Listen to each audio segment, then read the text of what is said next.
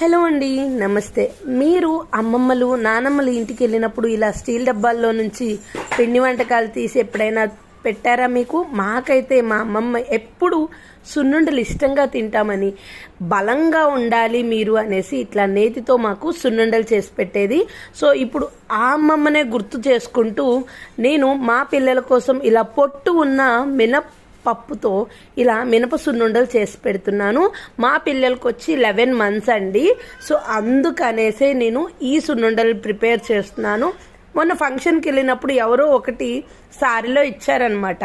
అది చాలా ఇష్టంగా తినడం గమనించాను. సరే ఏం పోయింది, మనము ఇంట్లో చేసేస్తే కాస్త ఫ్రెష్గా ఉంటాయి.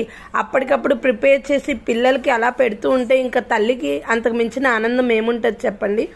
అందుకని నేను ఇలా మినప సున్నుండలు తయారు చేస్తాను చాలా సింపుల్గా. మీరు ఇలానే ప్రిపేర్ చేస్తూ ఉంటారా? అయితే నాకు కామెంట్ చేయండి. Please subscribe.